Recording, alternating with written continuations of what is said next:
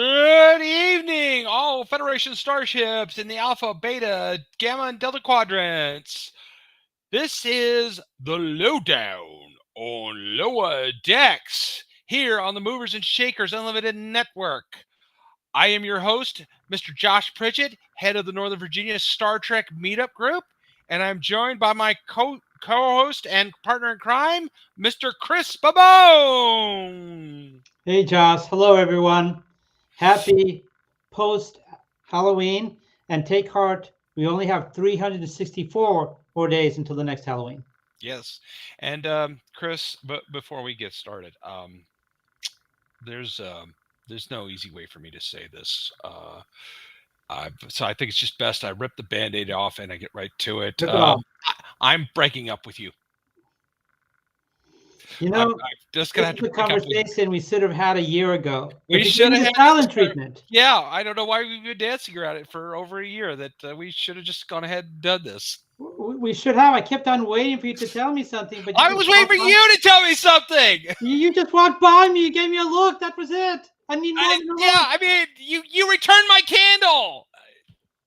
I didn't even want the candle. Okay, I didn't want it either. It was your stupid idea. Let's be friends. Yeah, okay, let's be friends. Okay, all right. So that's kind of one of the plot lines of this week's episode. If you have not watched it, get ready. This is a spoilerific episode. We are now into episode 503 of this week's Lower Decks, in which we finally wrap up the whole Jennifer storyline that began back in season 3, kind of dropped off at the end at season 3 and didn't get brought up again at all in season 4. And this week, here in the final season of Star Trek Lower Decks, we are going to finally bring the Jennifer storyline to a close, along with a few other interesting things, aren't we, Chris? I mean, definitely an homage this week to Apocalypse Now. Yes, there's that. Apocalypse Now / Heart of Darkness, the Joseph Conrad novel that it is based upon. And also kind of a shout back to a very popular episode from Star Trek Deep Space Nine, which we will get into as we go along. So, Chris, I think without further ado, let's get to it. Let's fly. Let's hit it. Okay. So we open up with the Cerritos going to a large orbital tourist space station that has several different habitable areas similar to the current iteration of the Starbase 001. And they have been assigned to remove a nanite globular, which has been eating up metal and energy sources in an attempt to replicate. Now, you may recall about nanites, as we saw back in season 3 of Next Generation. They are microscopic robots that tend to replicate. The Borg use them in assimilation, but they also have benevolent uses in medicine and other things. But these do not seem to be all that benevolent. Although they have not hurt anybody, they are definitely becoming a menace to the space station. So our regulars, Mariner, Boimler, Tendi, Rutherford, T'Lyn, are assigned the task of removing the globular. And then suddenly at the last minute, Jennifer arrives. Now, Jennifer was Mariner's girlfriend in season 3, but abruptly broke up with her when everybody thought that Mariner was crap talking the Cerritos, and it turned out no, she wasn't. But they never really dealt with it. But it seems like Jennifer's convinced they are still in a active, hot and heavy relationship. Even though Jennifer has also announced that she is getting ready, she's being promoted to another vessel and is advancing her career, and says, "This is going to be our last mission together, babe. Let's make the most of it." And But then suddenly Boimler is pulled away by Commander, uh, by the commander and the doctor. No, I'm sorry, chief engineer Phillips. Phillips to thank you and to go on a separate mission because apparently a Starfleet admiral has gone AWOL. So, Chris, what happens next? So I will take what you're giving to me, Joss, and I will continue along the beeline plot, which is, as I said and before, a nod to Apocalypse Now, where we have a rogue admiral. And so they don't want to raise any concerns at this moon that is a facility with different environments, much like Starbase 001. So they have to go undercover. And so Boimler is, of course, excited to be spending some time with Jack Ransom and with Phillips until he sees another lower decker being carted off. And he gives Boimler a warning that, like, okay, Ransom will push you to the most dangerous things. With the implication being he pushes you there to like save himself. So it's like, don't do it. Whatever he says, like, don't do it. And so they hop onto the shuttle, which is a civilian shuttle, which we've never quite seen before. Because again, they're trying to keep things on the lowdown. They're looking for this admiral, and they go down to the moon, and they're at a bar. They're like blending in, trying to get information upon like where the admiral might be, and uh, Ransom says, "Why don't you go talk to those people over there?" And Boyd was like, "Oh no, this is it. Like he's sending me in like the canary." And he says, "No, no, I don't want to go talk to them. How about I talk to those people over there?" Thinking wrongly, because it is Boimler, that those people he's just seen are going to be a little less like, dangerous. And so Ransom, who knows better, looks at him and says, "Wow, that's really some initiative. You go get him."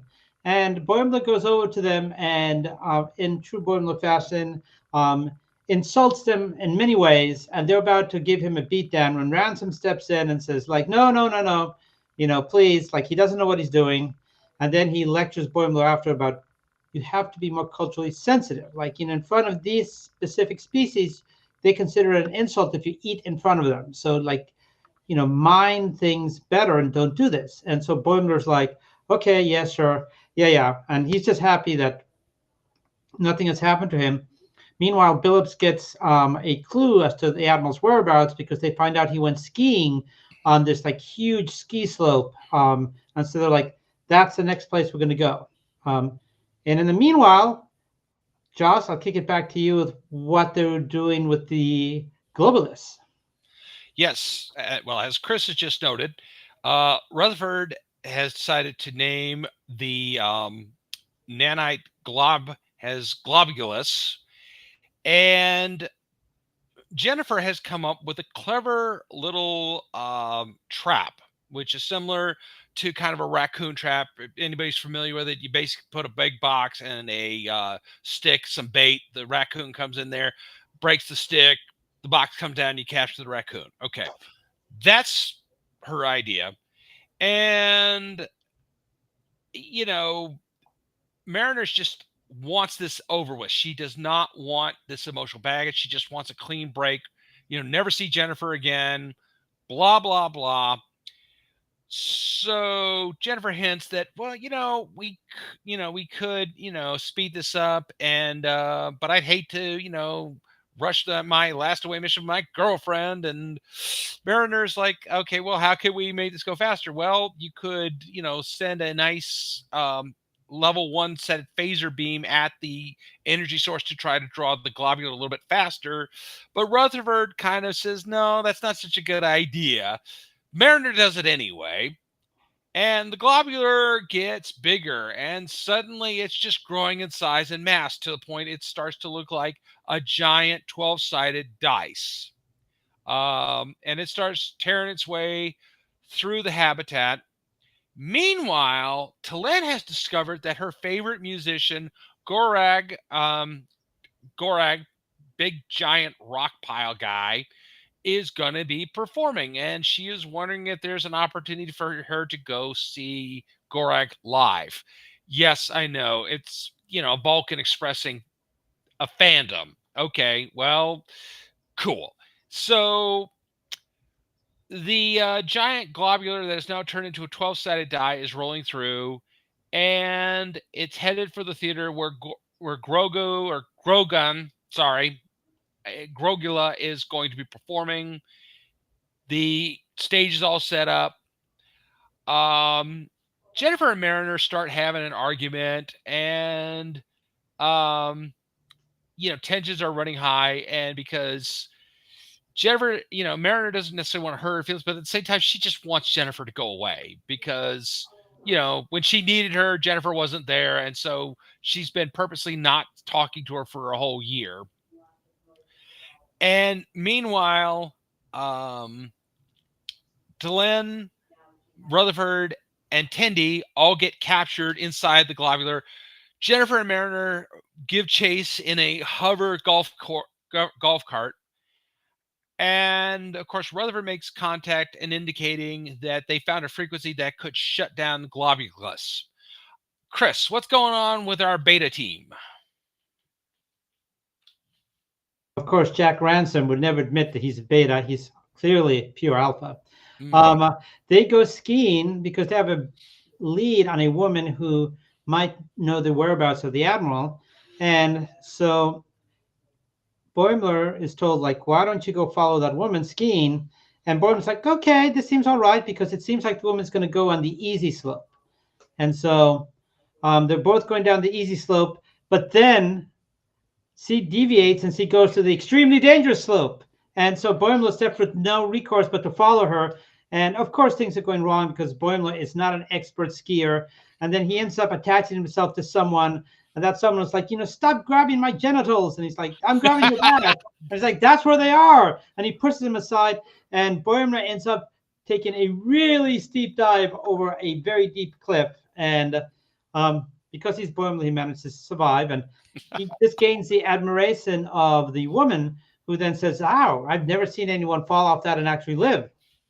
And Boimler says, "Oh, it's because, I'm Starfleet, and because I'm in space so much time, the bone density of my bones is much less." And she's like, "Oh my God, you're Starfleet! You must be here for the Admiral." And she whips out a communicator and says, "Admiral, Starfleet is here." And she takes off. And of course, Ransom comes back, and this is like strike two against Boimler. And he's like, "Come on, man! We're here to be discreet."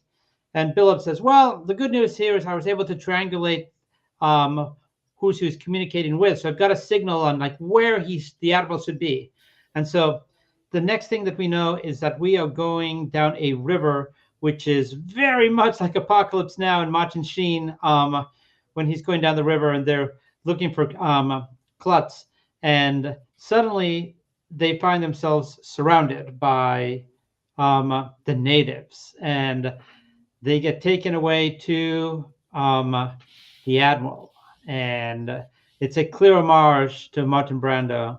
And he's saying he tells Boimler, "I've had my eye on you because much like Starfleet never paid respect to me, they don't pay respect to you. Like, I was an admiral, and for all these years, the only thing they would assign me was to watch space whales. Space whales, my entire career. Like, no, don't be like me. You need to rebel and do your own thing." And so I'll kick it back to you, Josh, to what's happening with Intrepid Quartet and the Globalists. Okay, so Delenn has figured out the frequency with which Globulus is working or doing its thing, and she has gotten uh, Cargon, or this guy's musical instrument thing, and she has figured out that if she uses the right frequency, she can shut it down. Mariner and Jennifer, on the other hand, have got stuck up in a palm tree and finally decide to share their feelings. And Mariner says that, she hasn't talked to her in a year because when she needed her help to back her up, Jennifer turned on her. And Jennifer says, "Well, we all thought you had done that, but I understood and I felt embarrassed, and, but I just, they she wanted her basically to have a clean, like no hard feelings, like just find a way to do this." And rather than just kind of go sit down with her and say, "Hey, I'm sorry," and can we leave on good terms? They kind of had this charade. So they agree that they can work together, they can be friends, but the romance is dead. So they managed to work together to help Tillin, Tandy, and Rutherford shut down Globulus and save the habitat. Then they discover that Globulus is being controlled by a miniature Intrepid class starship from another universe. Again, we seem to be having a theme here with alternate realities. This is not, again, not Terran Empire or anything, but it is the Starfleet crew, based on their uniforms, has been trapped in Globulus for quite a while, even though they think they've only been stuck in there for about a month. No, it's been like quite a few years because they're wearing third season TNG era uniforms. So, but apparently they got stuck in a wormhole and got shot off into miniature into this universe, similar to what happened with Jadzia, Miles, and Julian in the Deep Space Nine episode, um, a little ship, and which they were experimenting with a transwarp conduit and got reduced down to a near microscopic size, and then had to sneak back aboard the Defiant to help the crew defeat the Jem'Hadar. So great episode. Go back and look it up, please. Any rate, so they get that, and Chris, why don't you go ahead and bring us home? So, Boimler, Billups, and Ransom are now prisoners of the Admiral. And the Admiral is trying to inculcate upon Boimler, don't do it, don't do it, just be like me, stay apart from Starfleet. Starfleet doesn't want your best interest. And it seems like Boimler is going in that direction, but then he thinks about it some more, and he hears what Ransom says when Ransom says, listen, I was not trying to set you up to take the fall or to like be in danger for me. Like, I think you're a well prepared officer, sometimes way too prepared, but like I'm trying to instill in you the confidence that I think that you're worth, like to progress your career. And so Boimler hears this and a light clicks and he frees Billups and Ransom, who then easily overtake the Admiral's minions because they're also just people visiting. And they're like, no, I just want to go, like, have dinner time. I want to go to like the happy hour. They're not interested in a fight. And so they take the Admiral away. And so what happens is that the Admiral is given a choice. What can he do now? Clearly, he doesn't want to do the space whales anymore. And so we find out he'll be given the new task of helping the new mini Intrepid class somehow return back to their dimension. And so there apparently is this Admiral also in the mini Intrepid universe. And they look at him and say, wait, but you're the guy who studies space whales. And for a moment, he takes a pause, but he's like, no, in this universe, because they don't know, right? In this universe, I do much more. And I'm going to not stop until I can help you get home. And so we have that. And then, Josh, do you just want to talk about the final scene with Tallinn and Krog? Yes. So Tallinn gets performance by Croc. Thank you, Chris. I appreciate that. And she is quite as delighted as a Vulcan can be. And we hear Croc's music, and it's a very wild synthesizer kind of thing that I don't know, doesn't make sense to me, but Tallinn seems to enjoy it or find it most satisfying. Meanwhile, in 10 Forward, Mariner and Rutherford are having a drink, and Jennifer comes to say goodbye. And she and Mariner part as friends, and Jennifer makes a psychotic. They're like, "Oh, it's great to finally have an ex that's not my mortal enemy." And so we say bon voyage to Jennifer at that point, and then Rutherford. I mean, yeah, Ransom and shows up and wants to take the guy who lost his hands. That was actually Ensign Jet, who we remember from the Sonic Shower incident in season 1, and go volcano climbing And he's like, "This guy loves danger." And Jet hears him and runs out the bar as Boiler yells, "Run, Jet, run!"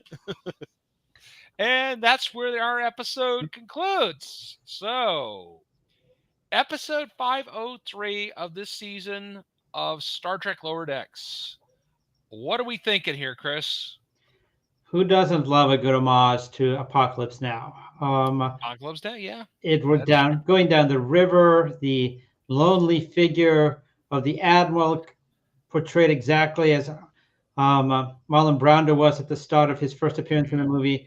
Um, you cannot stop but say, "Hey, I love this." yeah. It is a really nice homage to Apocalypse Now. They even drew him to look a little bit like an older Marlon Brando. Not as heavy set, but they definitely drew him in the face a lot. I could see the look with Brando. Um, I thought it was a very well done episode. A lot of very humorous. Um, I like that the Intrepid. No, I'm sorry, the Endeavor. That was the name of the ship. Was That's a miniaturized. Yes, Intrepid class. Yes, was miniaturized and going through that spatial anomaly because that was a nice shout back to the DS9 episode I was talking about. Um, it was nice to see the return of Jennifer, who I kind of felt like, God, you sort of dropped off. I guess a lot of us had been waiting for, a whole season for, okay, to refer back to that. What was going on with Jennifer? I do remember her walking past her because there was a whole thing about it. People talked about it in that scene, in the season 3 finale, when Mariner walked past her and like nobody said anything. Okay, what was going on there? And I guess that was Mariner's way of saying, okay, you are no longer in my circle. You were not there for me. Um, and of course, she did forgive her mom, but she had to forgive her mom. But it kind of, there was a whole back and forth on that one. Um, I was really pleased with the episode. I thought they did a great job with it.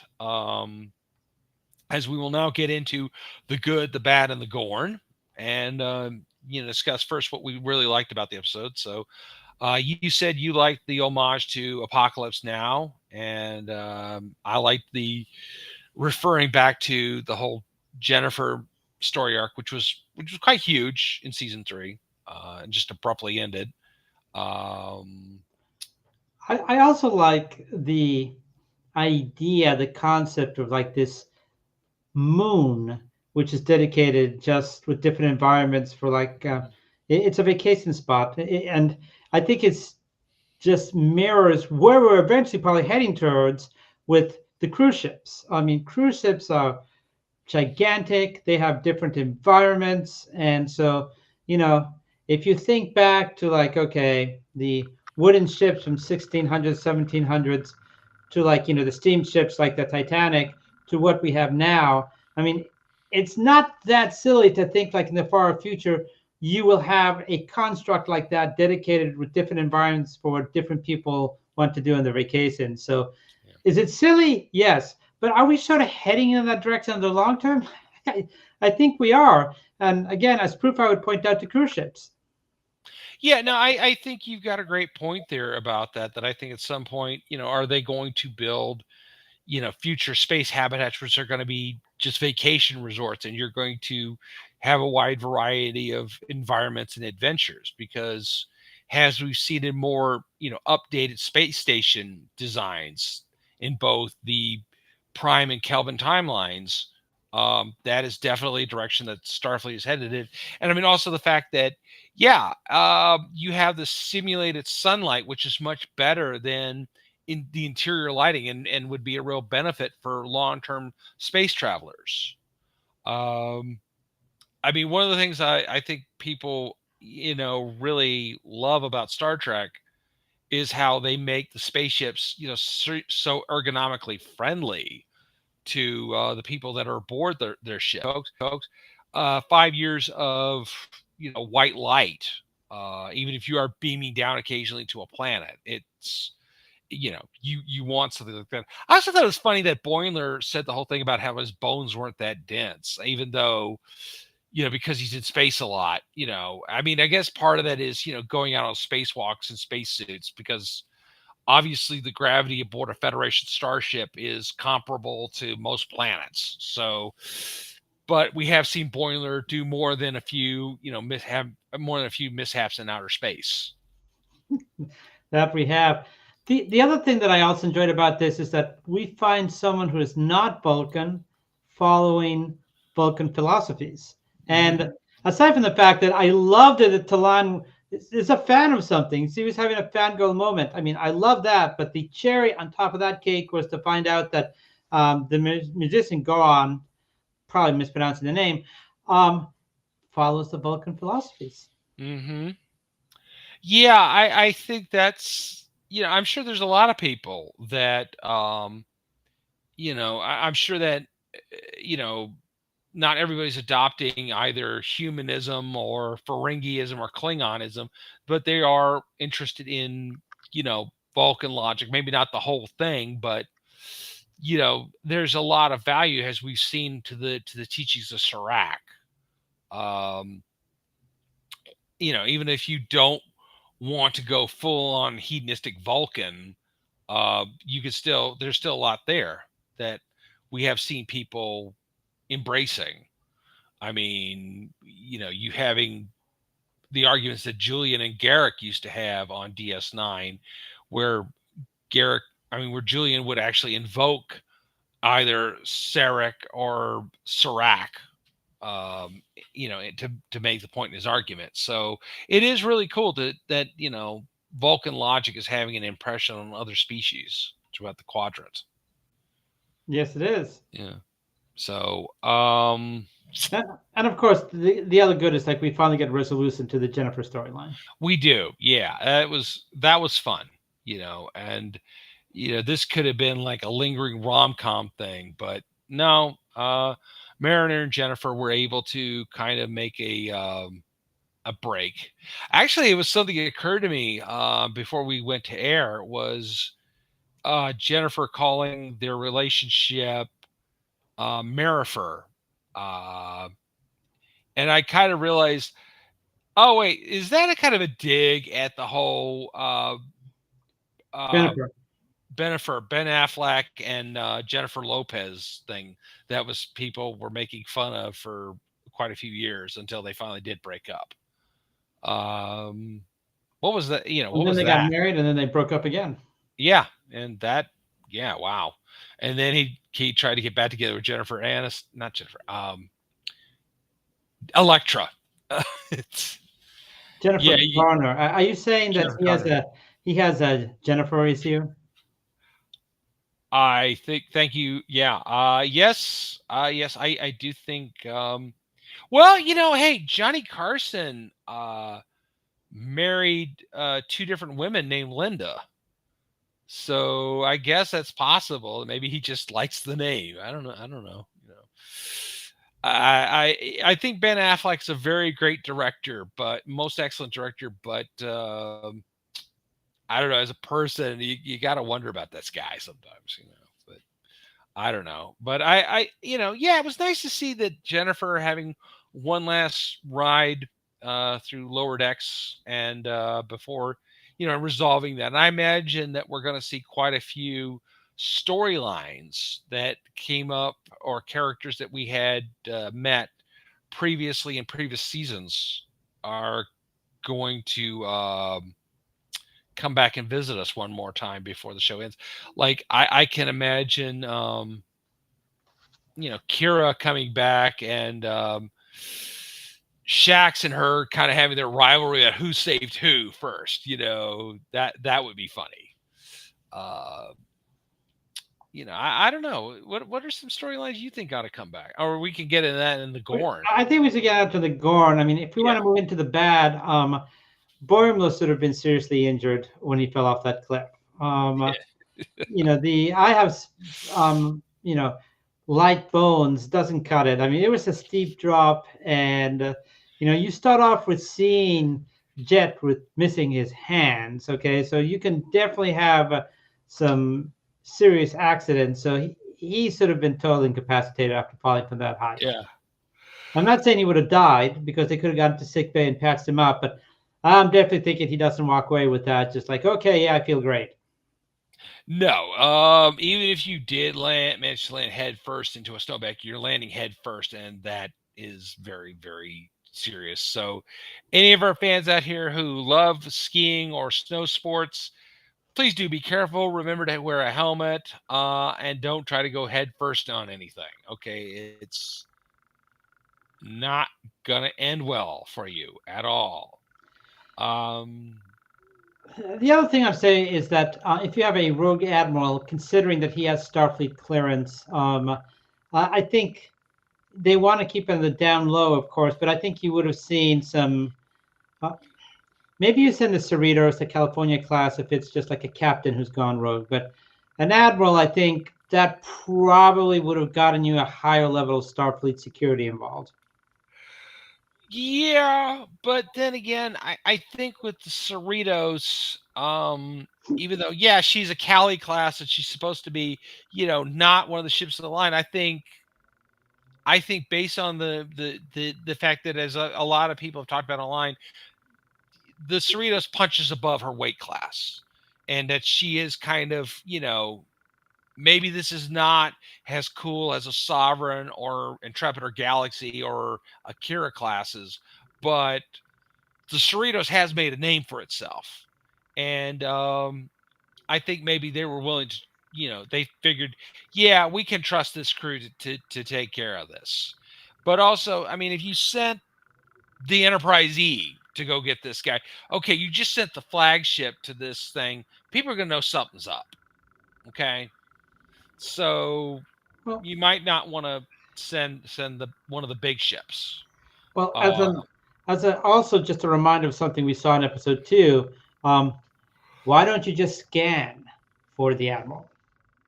I mean, or at least give us a line saying because this is a vacation resort that they have scanners, scramblers set in so that people can enjoy their vacations in peace without fear of being beamed out or identified by someone looking for them. Just a line saying they use scramblers, so we can't use the sensors to find them.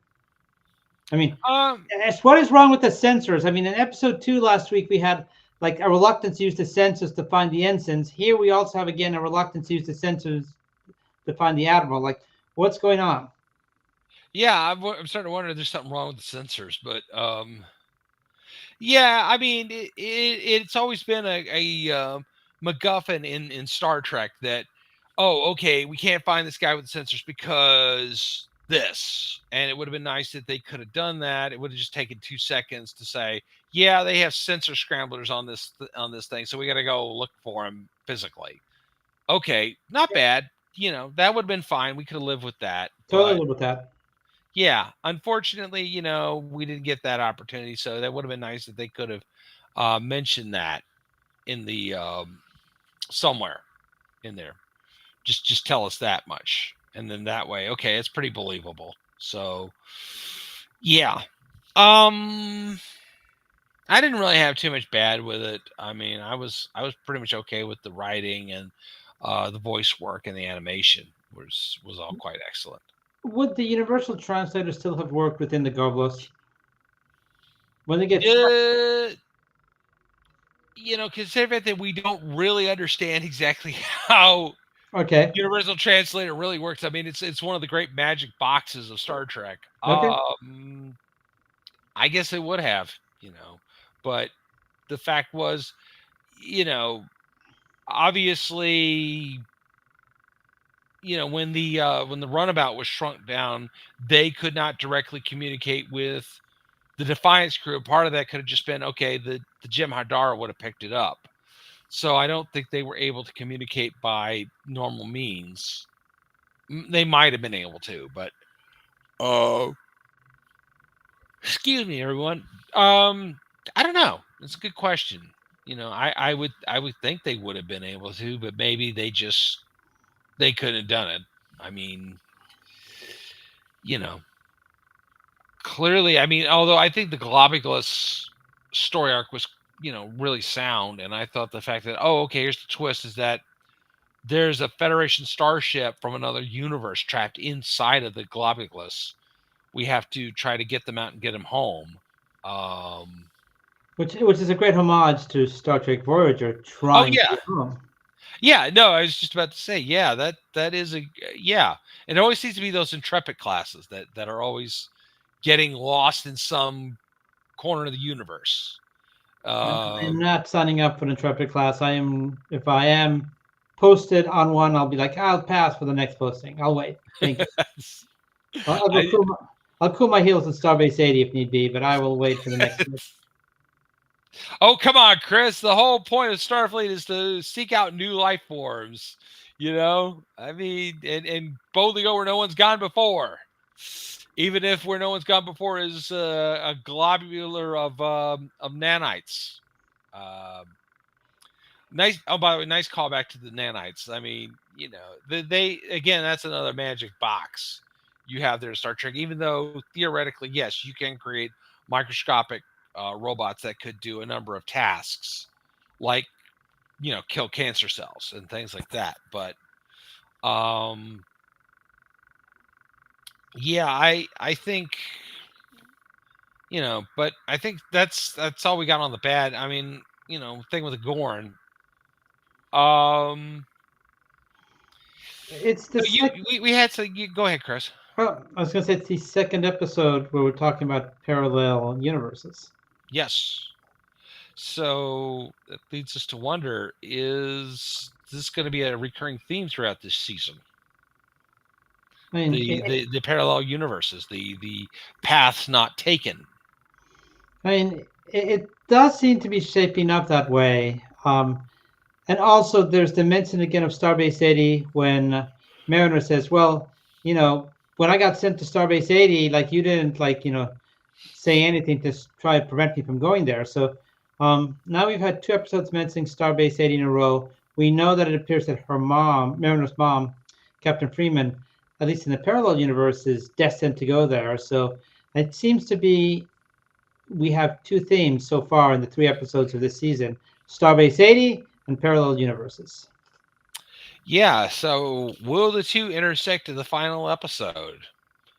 I don't know. That's going to be a good question. We will have to find out. Um, Well, and of course, then there's the other question that um, will Boimler ever acquire a full facial hair look? yeah, I think we're going to have to tune in every week to see how that beard is coming. You know he's clearly trying to go Riker here on us. So speaking to someone with a fine bit of facial hair himself, it's takes a couple weeks to really get it going. You know, so how is this going to turn out for our man Boiler? We're going to have to wait and see. Wait and see. My prediction is that we do not achieve Riker levels. No, no, the Riker level is a once in a lifetime thing, and I don't think Boiler's going to make it. No. But he is so fresh faced that I just don't think he's gonna. I don't think he can grow the beard. I don't think he can sustain a beard. To be honest with you, No, don't think he can. no, probably not. Um, I mean, there's a lot of other stuff. I mean, are Tindy and Rutherford going to get together? What's going to happen there? Is Tallinn going to stay on the Cerritos? I mean, is Yeah, Mariner yes, and going yes. to, you know, is Mariner going to finally confront all of her, inner issues and finally get a command of her own? What's going to happen here? We're I'm going to not have to sure. keep tuning in every week though and find We out. will. I mean, I think she will become a full-fledged lieutenant by the end of the series, and I think that we will see either her or Rutherford and Tendi, but we are going to see some transfers. I think the fact that they mentioned Jennifer transferring is sort of giving us a small little, hey now, this could happen to them too. I think that would probably be an appropriate end to lower decks if the lower deckers get an additional promotion and then end up dispersing. Yeah, and it's also quite possible. I mean, I'm holding out hope that we're going to find out that maybe the Cerritos knows something about why the Romulan Homestar went supernova.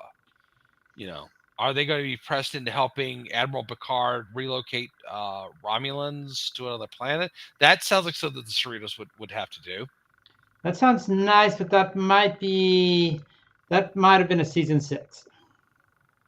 Yeah, that might have been. Yeah, that could have been a great season 6. And also, it'd be great if you could get Patrick Stewart to come in for an episode and come. I mean, he's done a ton of voice work with various Seth MacFarlane cartoons that I could. American Dad. Yeah, American Dad, Family Guy.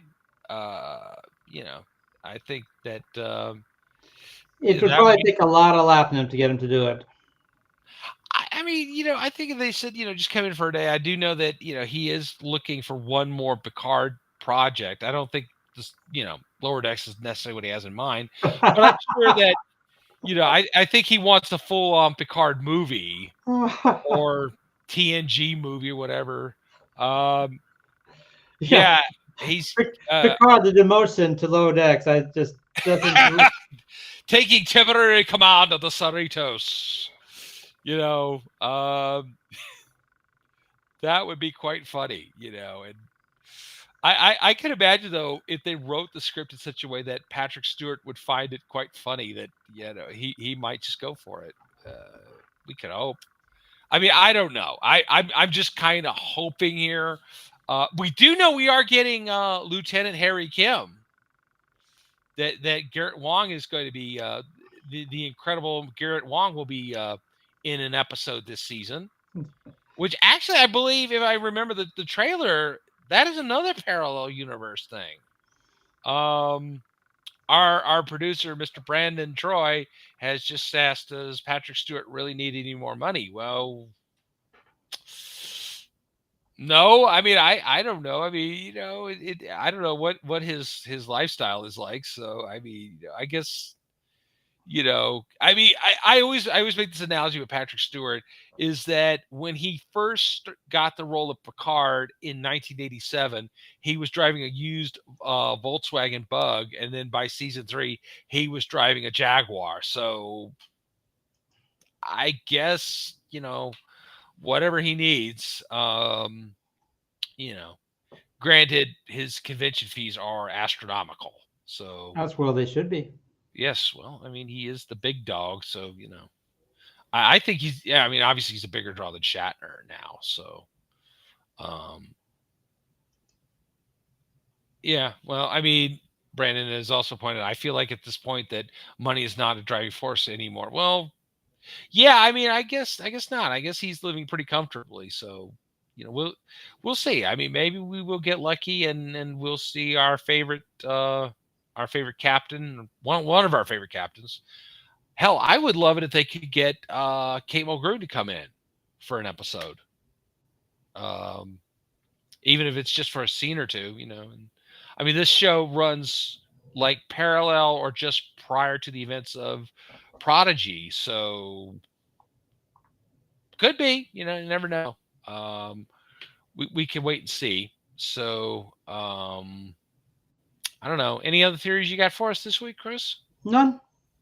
Yeah. So I think we'll get ready to wrap this up. But I just want to say that before we go, y'all might want to tune in next week. I'm going to a friend's party. Chris, are you going to this friend's party?